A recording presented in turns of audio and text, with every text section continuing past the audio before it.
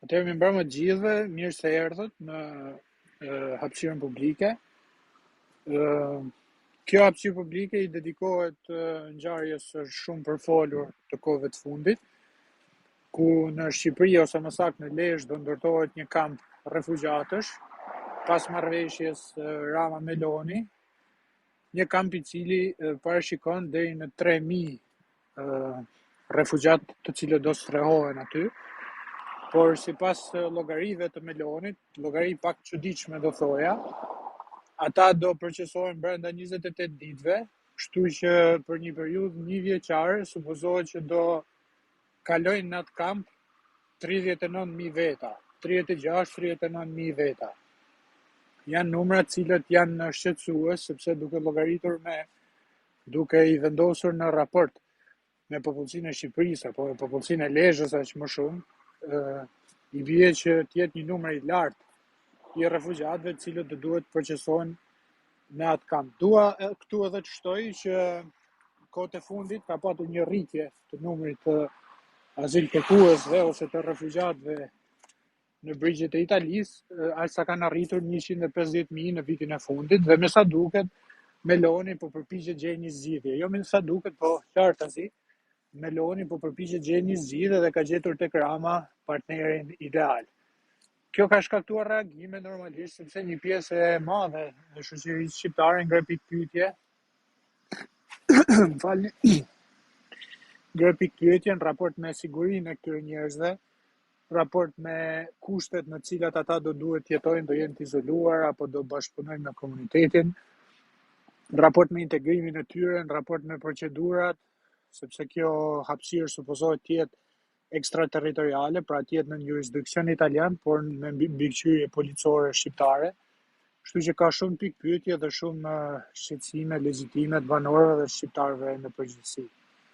Pastaj për teoritë e shpopullimit, teoritë e zëvendësimit popullsisë, teoritë e racizmit, teori që këta njerëz po keq trajtohen, po ju shkelen drejtat sepse po drejtohen drejt një vendi si Shqipëria, në vend që drejtohen drejt Europës, që këta njerëz nuk shkelin në Itali, pra nuk është Italia e detyruar ligjërisht që t'u jap azil atyre nëse ata nuk kanë shkelur në territor evropian.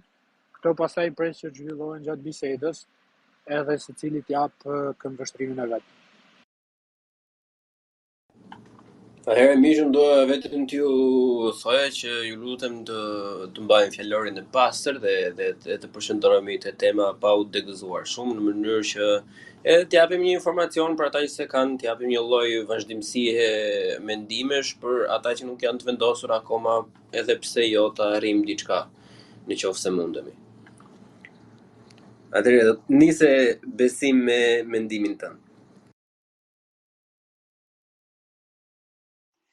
Unë kom dhënë edhe tje mendimin, unë mendoj që nuk është bashkë e keqe që po mundohen me paraqit.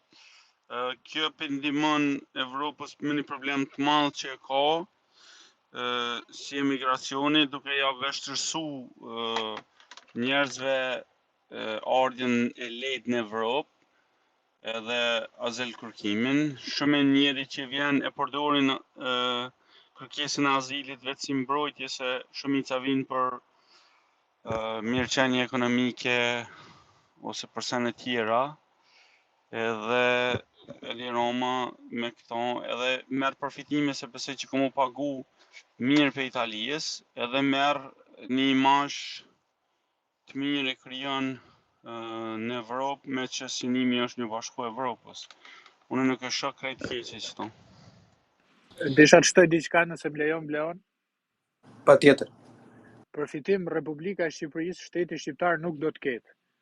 Të paktën nga deklaratat publike të kryeministit Rama dhe të përfaqësuesve italian, nuk do të dëmë shpërblemi apo nuk do shpërblemi në asnjë lloj mënyre për këta emigrantët ose refugjatët më saktë. Kampi i refugjatëve do menaxhohet nga Italia dhe sigurisht ata do paguajnë për gjitha shpenzimet që do ketë ky kamp. Por Republika e Shqipërisë nuk do marr para apo shpërblim të një lloji tjetër nga Italia për këtë nder në thojza që po i bëjmë. Edhe e vetmja ndihmë që mund na jap Italia që po përflitet, sepse sigurisht nuk është publike, është ndihma në procesin integrues. Pra Italia do jetë më mbështetëse ndaj Shqipërisë në procesin integrues. Po duke qenë se ky proces integrues do marr vite e vite, duke llogaritur që Shqipëria për nga niveli ekonomik dhe për nga shumë tregues tjerë është shumë larg standardeve të Bashkimit Evropian. Shqipëria ka GDP sa 40% dhe vendit me GDP-n më të ulët, që mund të jetë Rumania ose Bullgaria. Pra do i duhen 10-15 vite që të bëhet po themi kompetitive me këto shtete dhe të ketë një vlerë Bashkimi Evropian për ta tërhequr. Nëse përtej kësaj kaq desha të sqaroj që nuk do marrim para edhe mbështetja vetme do jetë kjo e supozuar për integrimin BE. Atëherë, a ndryshon mendimi jot Besim tani që ke këtë informacion dhe në qoftë se po, në çfarë drejtimi? Jo, nuk ndryshon se që që thasha më herët, qëllimi i Shqipërisë është mu integru në institucionet evropiane dhe mu bo pjesë e Bashkimit Evropian, andaj vetë premtimi që ja ka dhonë mi ndihmu gjatë këtij procesi, unë mendoj që u konë si lloj këmbimi që Italia mi ndihmu këtë politikën e Mju Bashku Evropës, edhe kjo mja kry një favor. Ngjashme qysh Amerika e ka bo me Meksikën, ku për një kohë Meksikit, përderisa t'ju verifikohet pranimi ose refuzimi i lëndës tyve. Dhe më thonë, unë nuk besoj që shumica për tyve kanë me pas interes me nejnë Shqipni, edhe vetë fakti që i binë Shqipni, komu konë barë për shumicën e tyve, se mos habet, shumica e tyve që vinë në Evropë, këta kanë komunikim me njerëz tjerë që janë të interesuar me orë në Evropë, apo edhe për kur t'ju tregojnë që në fakt nuk kanë mujt me hinë Itali, po tash është procedurë e re ku po do ka me orë me një vend tjetër ku po do ka mu ndalu 1 muaj, 1 vjet ose diçka, ata tjerë që janë kanë gati për munis, nuk kanë munis heq me orë se thojnë, okej, kjo ka bo tash ma e vështirë situata e sana. Aten, edhe në dy anët është të qysh si përfituese. Edhe i ndërhyje tjetër, më fal Blaun, se po ndërhyj shumë, vetëm desha të përforcoj këtë argumentin e Besimit, që shumë e vërtet kjo që tha, dërgimi i tyre në Shqipëri është një ndëshkim në thonjza, është njësoj është politike ngjashme me atë që kanë ndjek Rishi Sunak në Britaninë e Madhe. Më fal, ndëshkim për ne apo për ata? Jo, ndëshkim për refugjatët, sepse ky tha që do demotivohen tjerë për të ardhur. Dhe ky është një ndëshkim për ata njësoj si me refugjatët në Britaninë e Madhe që do i dërgonin në Ruanda. Pra, në kundërshtim me atë argumentin, po themi kështu humanitar që ne po i ndihmojmë se janë gjina, kanë ngelur në det, këta nuk kanë ngelur në det, këta janë territori italian, por Italia po përpiqet t'i ndëshkojë ose t'i demotivojë të tjerët që mund vinë pas këtyre, duke thënë që ju nuk do shkelni fare në Bashkimin Evropian, ju do shkelni vetëm Shqipëri. Shqipëria nuk është një vend i zhvilluar, s'do jetë parajsa për ju, nuk do keni ndihma sociale dhe pastaj aty do ju bëhet vetting në thojza, do ju bëhet screening, kush është për azil do marr azil, shumica do kthehen mbrapsht. Kaq kisha. Atëherë, më fal një moment, Karl. Mirë se erdhe një herë, po më fal një moment. Duhet të them diçka. Ai paralelizmi me Meksikën e them edhe mendoj se është e qartë edhe për një pjesë të dëgjuesve që nuk është relevant në këtë rast sepse nuk është e njëjta situatë. Duhet të kemi parasysh që emigrantët që duan të hynë në Amerikë në kufirin e jugut, jashtë quajtur i muri, i duhet të kalojnë nga Meksika dhe trafikimi më i madh i njerëzve, sidomos i aziatikëve për shembull, bëhet nga Azia, nga vende të ndryshme të Azisë drejt Meksikës dhe më pas aty ata procesohen nga trafikantët edhe kundrejt pagesave me të ashtu quajturit Kojota nisen drejt Amerikës. Në këtë rast ne kemi një divergjencë të drejtimit në mënyrë të drejtë për drejtë të dëshirës ose hallit që i ka zënë refugjatët, sepse ata janë nisur për dikush edhe ti ke një autoritet që është ta themi hapur tejet fashist që thotë unë do të marr peng, sepse është në atë moment që ata drejtohen drejt Shqipërisë kundrejt dëshirës tyre, është një marrje peng dhe një deportimi as në vendin e origjinës që bie në kundërshtim me të drejtat e njeriut dhe të drejtat ndërkombëtare, që ishte një nga pikat e forta që ajo gjëja e bukur që Britania mendoi për Ruandën akoma nuk është konfirmuar 100% dhe nuk ka hyrë në fuqi. Të paktën në dinën time, nëse juve keni një informacion tjetër, mund të më korrigjoni. Është jashtëzakonisht le të themi naive që ne të mendoj të krahasojmë Shqipërinë me Amerikën ose Italinë me Amerikën në këtë pjesë, sepse janë dy fuqi, domethënë që nuk krahasohen fare me njëra tjetrën. Italia është shumë larg Amerikës, madje më larg se sa jemi ne ndaj atyre që Petro përmendi më përpara.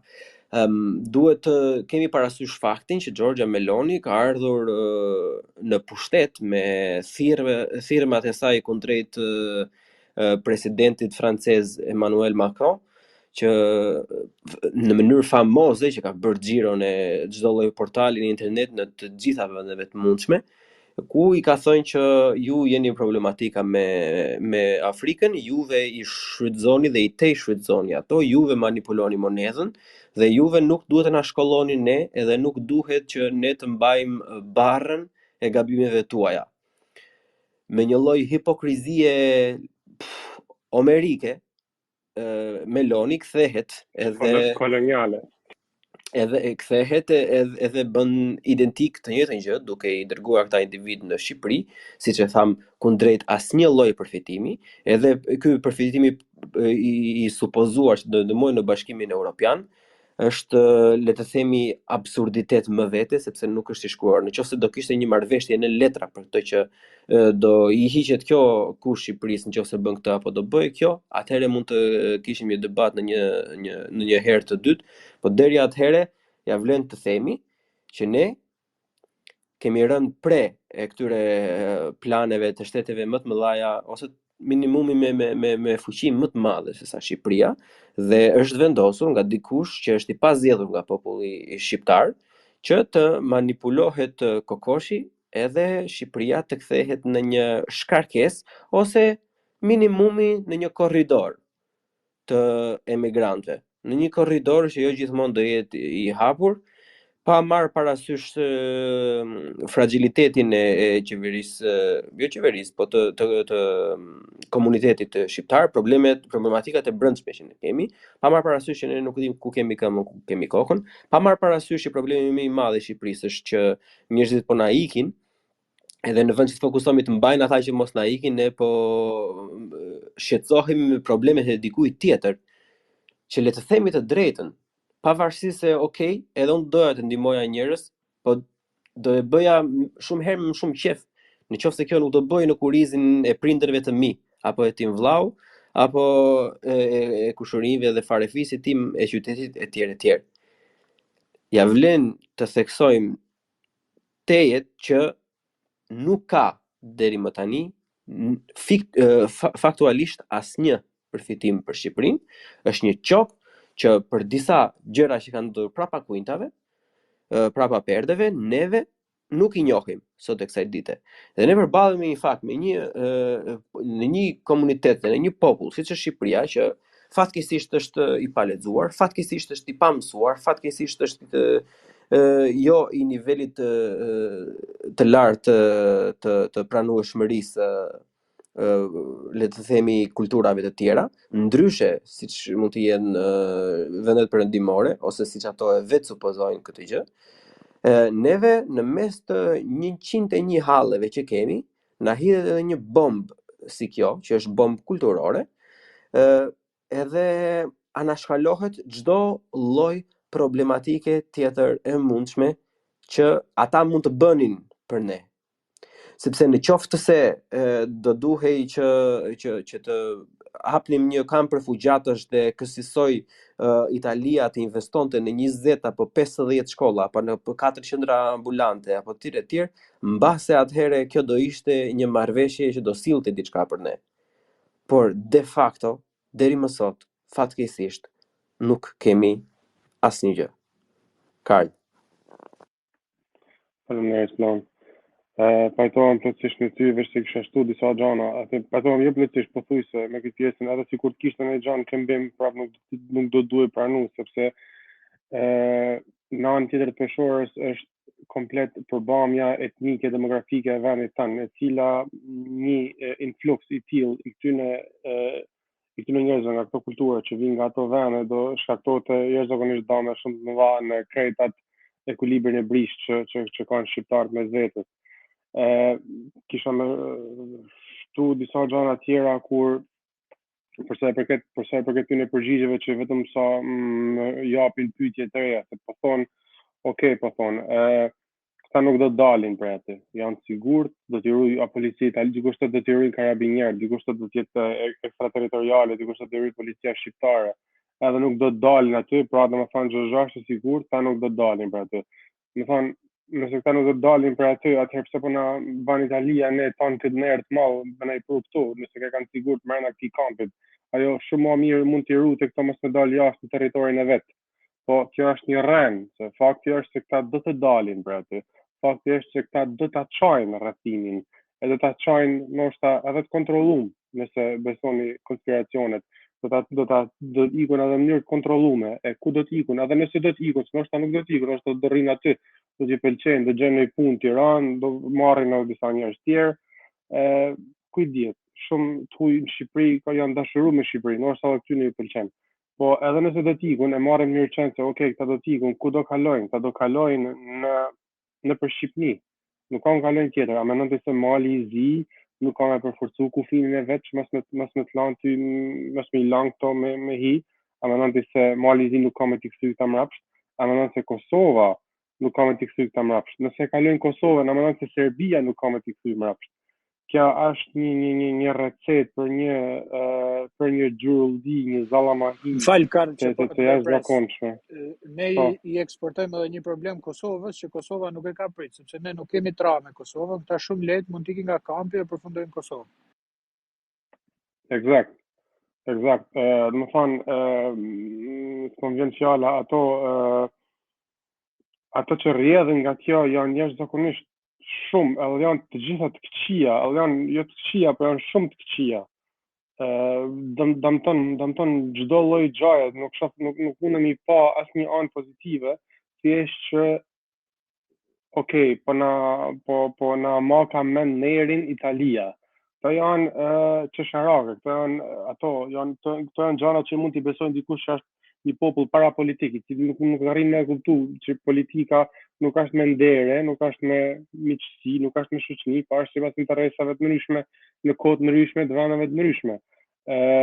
Ata janë vetëm karamele që tunden në sytë e shqiptarëve për me na marrë sytë, dhe besoj se edhe fakti që ky krye manipulatori kur thot që nuk do marrim asgjë, do ja bëjmë si nder ky synimin e tij, mendoj unë, ma jep atë intuitën se ka për me synu, ka për me preka cedrën e shqiptarëve, se jo po pse po na po bëna racista, na kena kënë migranta vetë, na duhet mi mirëprita, mi bën ner Italia na ka shpëtu nga ferri, kështu dalë kështu thonë sot.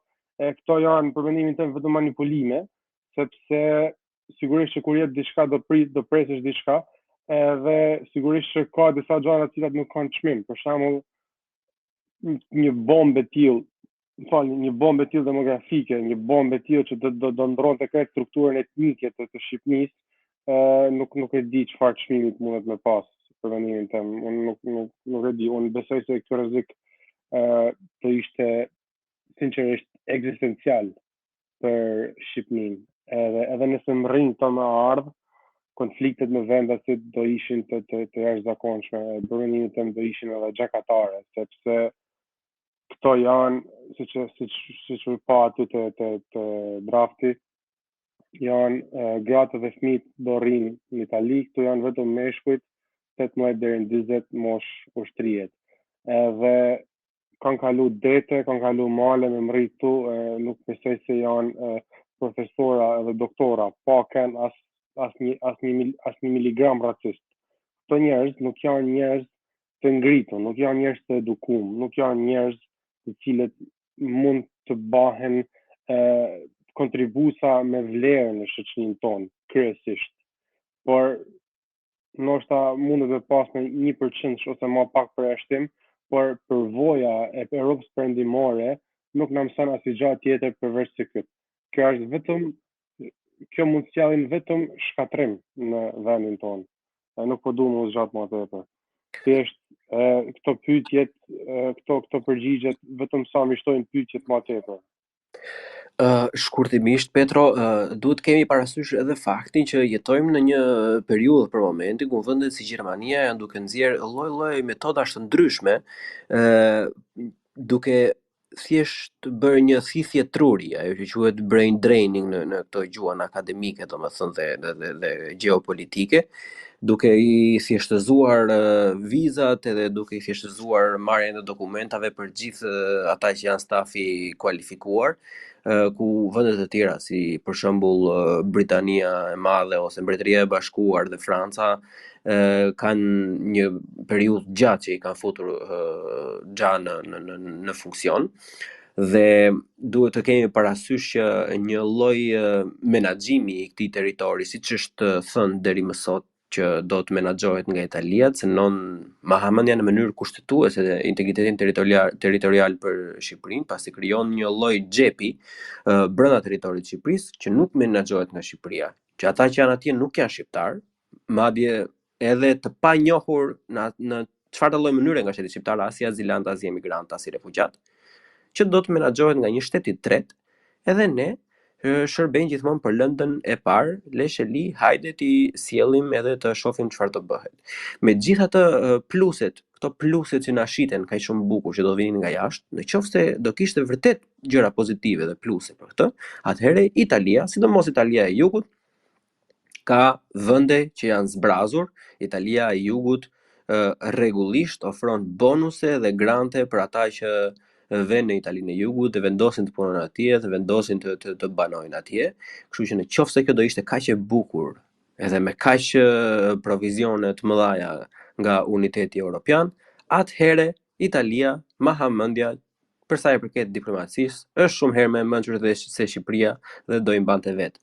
Por ne përballemi përpara një fakti që Italia ka një mbingarkesë të tillë emigrantëve ose refugjatëve, që nuk po ja del dot, edhe me ato fonde që ka aq vite që kërkon fonde të tjera dhe pjesëmarrje në kosto, që asnjëri nuk i përgjigjet, dhe normalisht shkarkohet. Ne po bëhemi një nën-kontraktor i Italisë, siç janë firmat ballkanike nën-kontraktor në projektet ku unë drejtoj, me çmime absurde, që i trajtojnë punëtorët si plera, edhe vetë udhëtojnë me gele. Petro. Po, faleminderit. Atëherë unë desha të them një 2-3 gjëra që po më vinë ndërmend dhe i kam shënuar. E para, do të them diçka dhe pastaj ta sqaroj. Sepse kam gjuar shumë argumenta që ne kemi borxh Italisë nga një anë dhe argumenta që ne duhet të ndihmojmë refugjatët nga ana tjetër. Ne nuk po zgjidhim hallin e Italisë, as nuk po zgjidhim hallin e refugjatëve. Ne po zgjidhim problemin që ka Italia me refugjatët. Është ndryshe. Për shembull, nëse Italia do kishte një hall, një problem, fjala vjen në Italinë e Jugut, do kishte fatësira apo përmbytje apo probleme të çfarëdo lloji, asnjë shqiptar nuk do kishte problem të merrte refugjat nga Italia e Jugut dhe t'i strehonin në shtëpi. Ashtu siç kemi bërë në luftën e dytë botërore që i shpëtuam ushtarët nga nazistët gjerman, ashtu do i ndihmonim edhe sot me sa të na jepej, sepse jemi një popull që ka zemrën e madhe.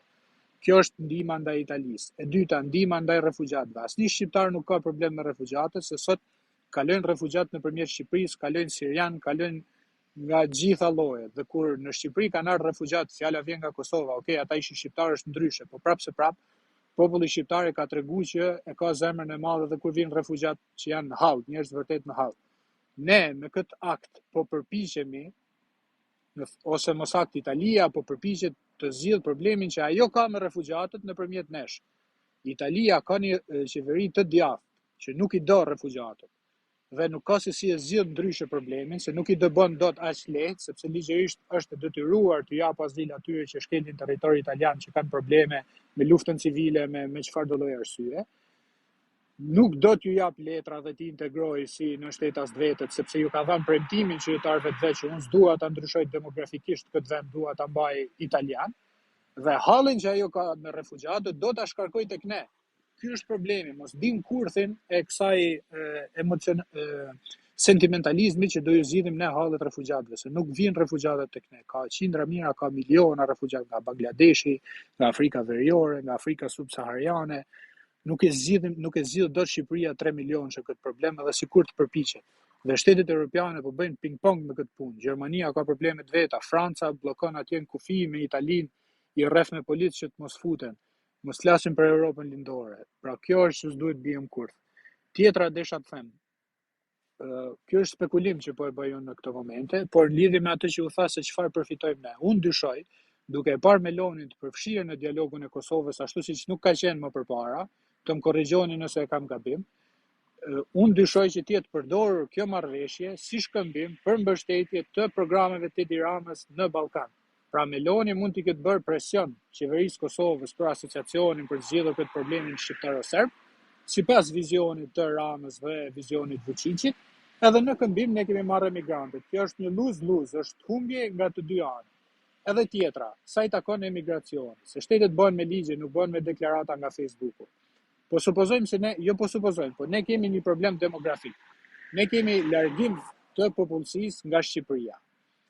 Po ashtu dhe ne duam të zgjidhim këtë problem. Le ta hapim një debat. A duhet bëjmë ne një ligj që të marrim emigrant? Nëse duam të bëjmë një ligj të tillë, nga do i marrim ta emigrant? Do i marrim të specializuar?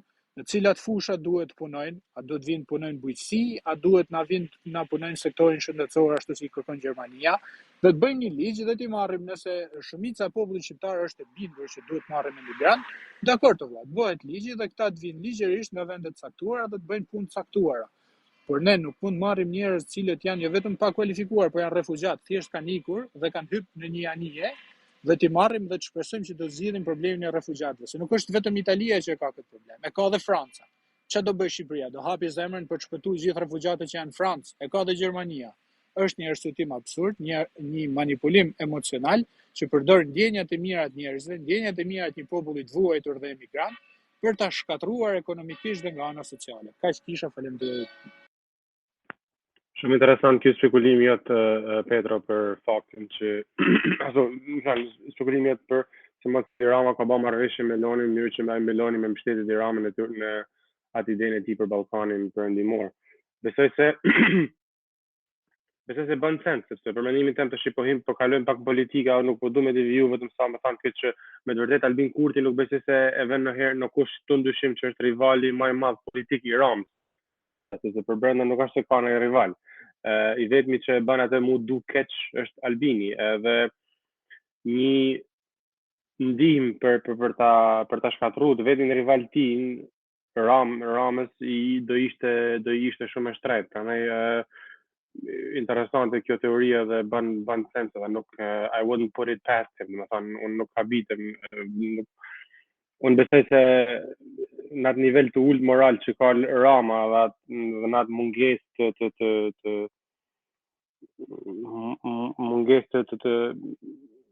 të njerëzillëkut që ka dhe mungesë të atë dashurisë që ka, besoj se pa dyshim që edhe e bën edhe një gjatë të tillë.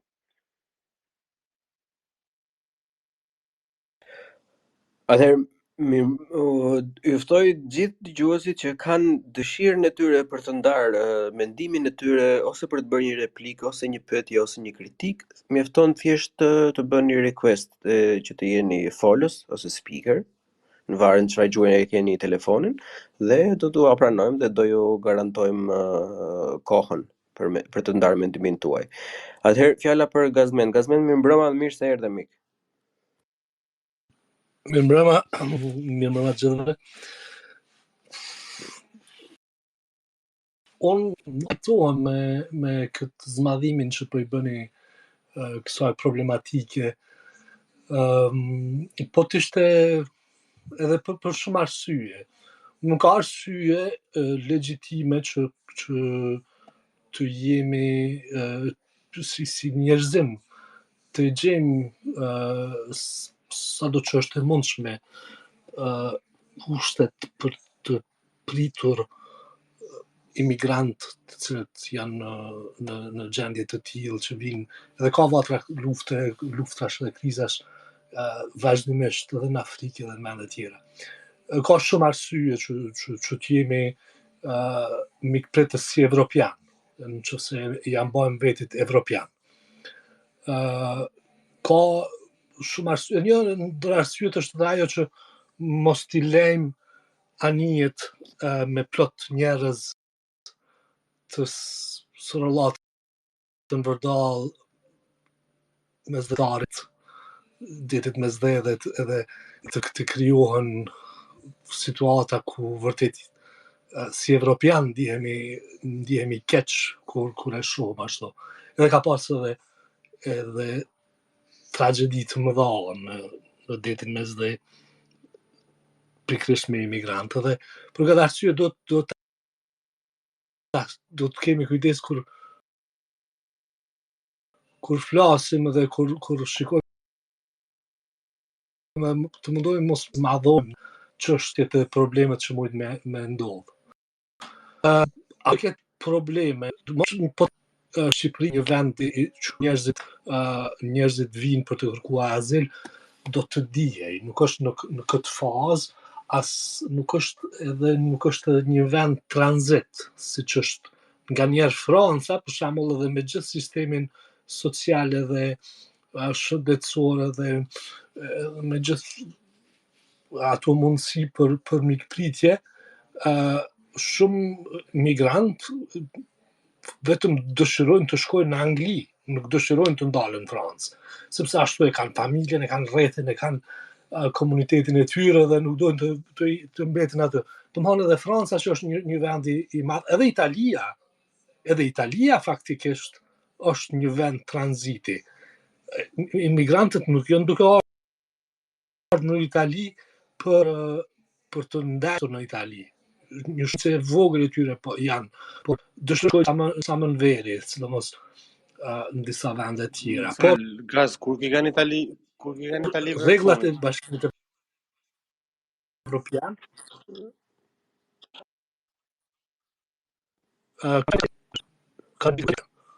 kam kalu verën atje. Kina pyetje tjetër? Edhe pak emigrantët janë duka?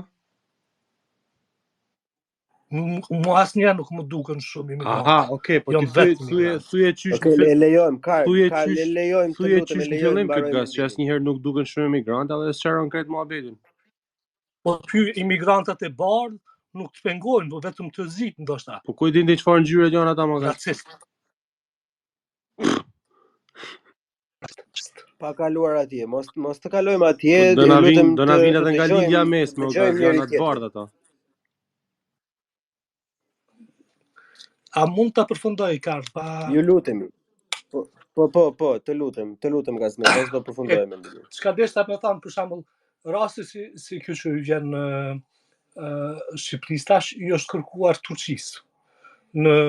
Kur ka qenë sidomos vlugu i refugjatëve nga Siria, që kanë ardhur, Evropa i ka kërkuar Turqisë që ta bëjë një proces të administrativ të pritjes së refugjatëve që dëshirojnë të kalojnë në Evropë dhe atë proces të azil kërkuarjes ta kryen atje dhe për këtë arsye Turqia ka marrë miliarda, edhe miliarda për këtë sistemim, edhe për këtë çështje administrative. Kur isha duke thënë pak pas më ndërhy Karli se rregullat e Bashkimit Evropian edhe gjithë komuniteti Schengen janë që një refugjat duhet të kthehet, domthonë nëse zinë dikon në vendin në të cilin ka hyrë. Edhe për këtë arsye Italia si një pikë hyrje përmes mesdheut, edhe Greqia janë në hall të madh, sepse njerëzit nuk dëshirojnë të ndalen aty, por kudo që zinën, për shembull në Gjermani ose në Francë, nëse kanë hyrë nga Anglia, nga Italia, ato i kthejnë aty.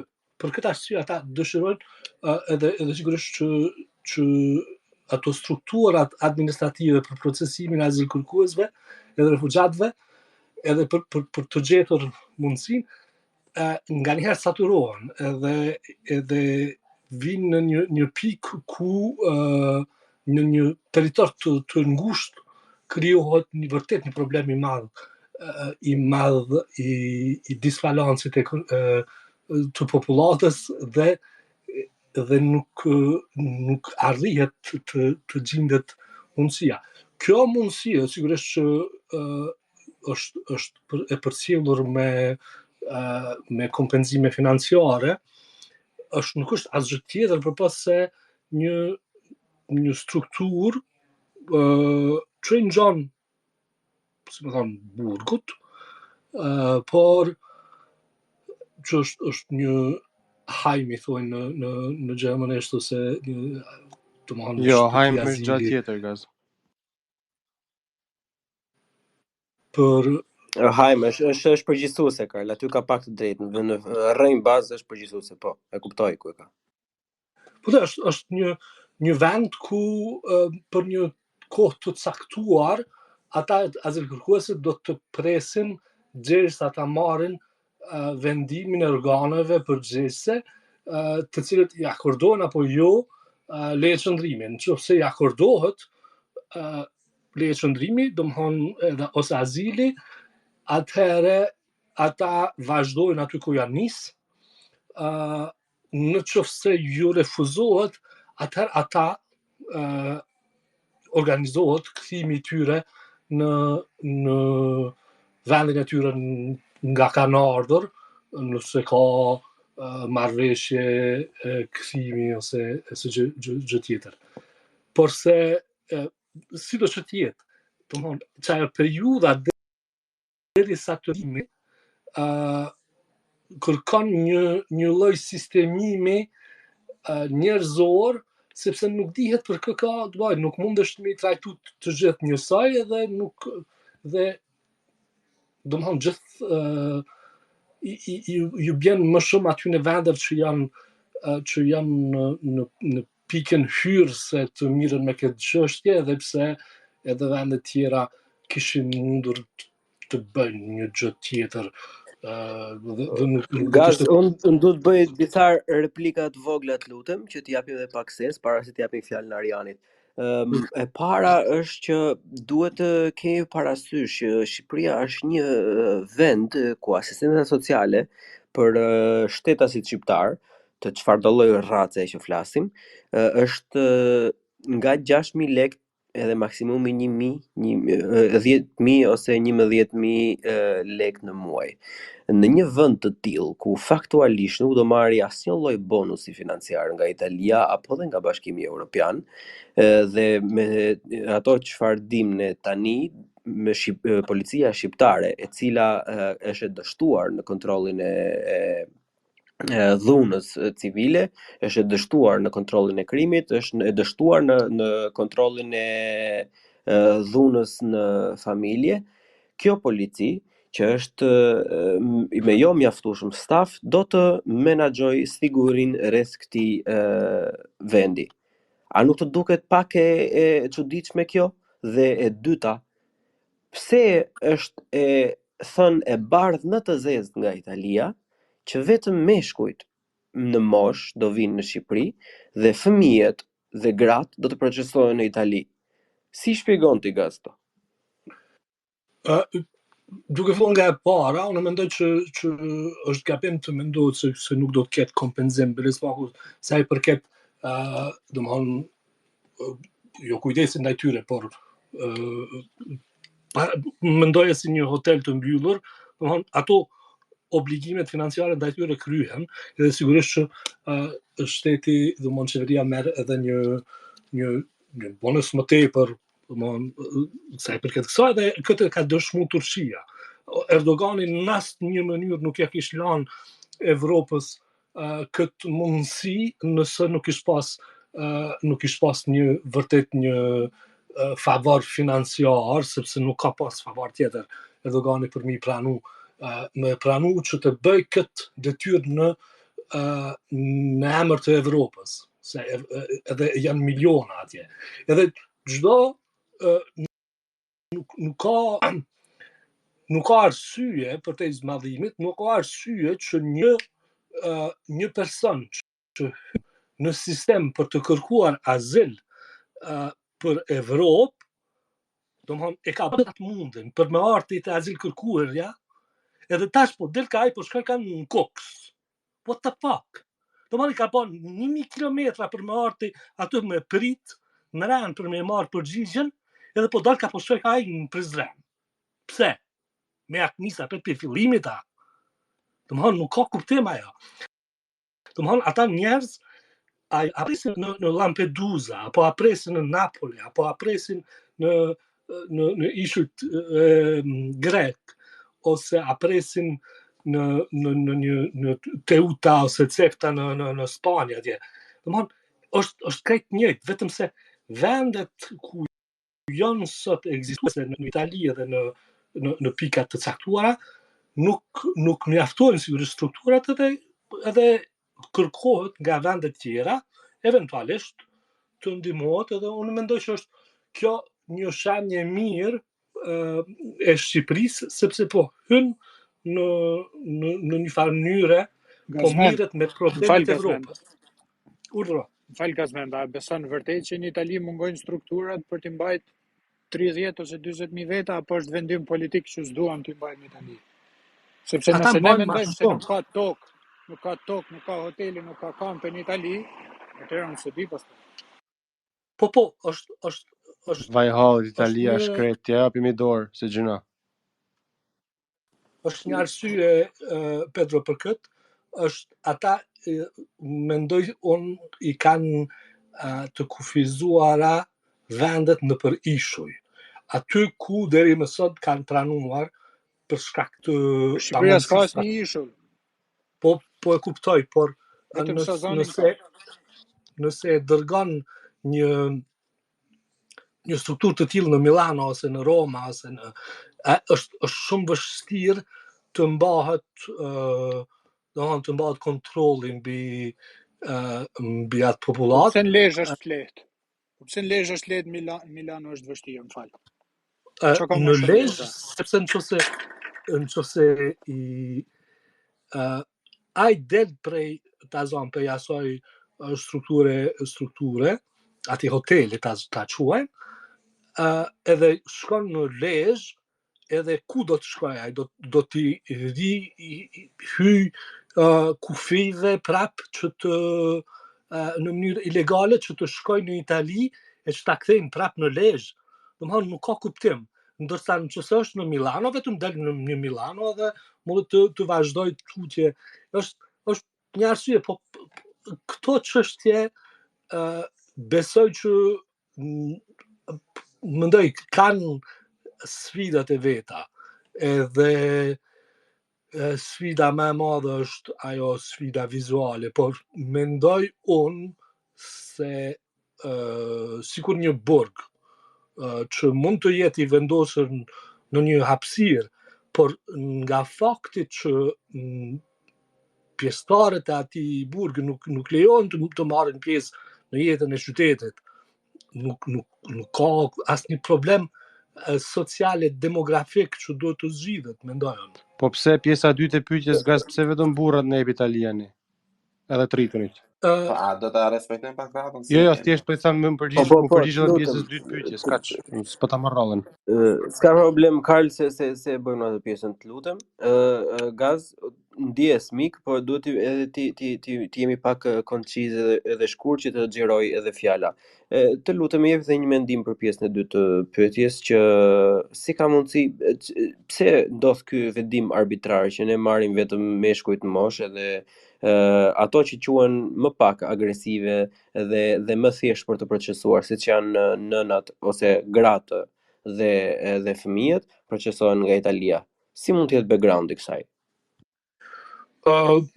Nuk kam ndonjë përgjigje jashtë spekulative, s'po mendoj që në numër sigurisht familjet gra dhe fëmijë janë shumë më të vogla dhe pjesa tjetër është thjesht për mos të enden fëmijët e gratë, domethënë familjet si të tilla poshtë e lartë, por kryesisht është, por absolutisht nuk kam asnjë informat rreth asaj pse vërtet. Në rregull, faleminderit. Do të thënë jemi akoma para se të jap fjalën Arianit, jemi akoma në statusin ku meshkujt ndryshe nga ç'ne na thon majtistët europian, nuk që nga më të privilegjuarit, por që nga shtesa më pak të drejta, që i ka rënë halli të shkretëve për të treguar në një vend të shkretë si Shqipëria. Për t'i dhënë një farë lloj sensi debatit, mua sa më erdhi një link nga Telegrafi, The Telegraph, shkruan: Italy strikes Rwanda-style deal to send up to 36,000 migrants a year to Albania. Petro, nëse ke diçka të shkurtër, i kalon fjalën Arianit se ka kohë. Diçka krejt shkurtër në raport me atë që tha Gazmendi. Do jenë në një burg që s'do ken fare bashkëveprim me popullatën lokale. Unë e dërgova një link, e keni në komente, ku këta refugjatët që kanë qenë Lampedusa, e përsëris Lampedusa është një ishull i izoluar ku duhet shkosh me tragjet nga aty për në Sicili. Janë larguar, thot, kanë kapërcyer rrethimin dhe janë në Itali dhe janë larguar për një pjatë makarona. Llogaritës si është situata, nëse ata largohen në një kamp italian, në një ishull të Italisë, me kushtet e sigurisë të Italisë për një pjatë makarona dhe shkojnë në Itali, llogaritës se sa lehtë do ta kenë ata ta kapërcejnë rrethimin në Shqipëri me policisht të korruptuar shqiptare, që ne e dimë burgje shqiptare se si korruptohet policia me paketë cigare, sa lehtë do ta kenë ata për dalë nga ky supozuar burg. Edhe nëse ky është një burg, ku janë vlerat europiane këtu, po nëse nuk do të zgjatem, vazhdo Arian. Në mbrëma. Unë nuk du t'i kapëm shumë kësaj anës teknike, sepse e keni rrafët goxha. Unë du të them vetëm këtë, që në kuadrin e majtizmit, gazmentëve dhe për gjithë tjere, nuk po flasim, domethënë njerëzit që vinë nga luftrat ose nga vendet ekstremisht varfra, patjetër që na vimsen. Dhe unë jam i parë që them që duhet trajtohen. Por nuk po flasim për njerëz që janë drejtuar Shqipërisë. Po flasim për njerëz që duan të shkojnë në Itali ose diku tjetër, dhe që Italia thjesht i përdor si, domethënë, për t'u zgjat procedurën, për t'u nxirr më shumë, si më thon, jetën atyre që duan vinë, dhe për t'i sjellur, domethënë është identike njëjta gjë që se ku Bleoni që unë desha ta përmend më herët, është Rwanda style agreement. Anglia për të dekurajur sa më shumë azil kërkimin në Mbretërinë Bashkuar, i përcjell, nuk e dia ka nisur apo jo, po është miratuar në parlament pritja e azilit në Ruanda. Është e njëjta gjë, domethënë Meloni është e djathtë, është kundër emigrantëve si pozicionuar politikisht kundër emigrantëve, domethënë, edhe nuk është komplet e njëjta skem. Tani, në kuadër të majtës, përsëris, njerëzit ka azil kërkuesit ose refugjatët që na vimsen aq shumë, a nuk është njerëzore, domethënë ne jemi duke kontribuar në ping-pongun e italianëve apo të kujt do tjetër, duke u bërë pjesë e kësaj loje. Domethënë që okay, kërkoni azil atje, hajdeni një herë në Shqipëri, pastaj shohim më bëjmë. Pastaj nga Shqipëria më shumë mundësi shumicën i kthejmë mbrapsht për vendet të origjinës, ose kanë për të lënë këtu, nuk i di se si e kanë planin, po që do ndarë shumë mirë sentimenti që kemi ne ndaj njerëzve të vuajtur, që çdo njeri normal e ka, me këtë, si më thënë, me këtë lojen që Rama bën me këtë anë. Nuk është rasti, domethënë, edhe një herë përsëris, nuk po flasim për emigrant ose për azil kërkues që na kanë ardhur në Shqipëri dhe janë ulë kom kryq. Nuk është ky rasti, po flasim për njerëz që ndoshta nuk e dinë se çfarë është Shqipëria, edhe nuk duan ta dinë se çfarë është. Nuk duan ta kenë fare në agjend, po afuzin me zor. Dhe se si ndihmon kjo ata refugjat, unë këtë nuk e kuptoj. Për kapacitete pastaj është qesharake në mendimin tim modest. Mendosh që një vend me 60 milion banor, sa është Italia, dhe me tokë minimalisht janë 30 herë sa Shqipëria, më të madhe, ka kapacitete më shumë se sa ne për të administruar. Nuk e kuptoj se si ne ndihmojmë këtu. Ne thjesht bëhemi tualeti ose aneksi i shëmtuar i Italisë në këtë rast. Edhe kategorikisht nuk duhet ta pranoj. Faleminderit. Të dashur dëgjues, kjo hapësirë publike për arsye teknike është ndarë në 3 pjesë. Kjo ishte pjesa e parë nga 3. Ju ftoj të ndiqni edhe 2 pjesët e ardhshme, që do të ngarkohen direkt njëra pas tjetrës në të njëjtën kohë. Faleminderit dhe miru dëgjofshim.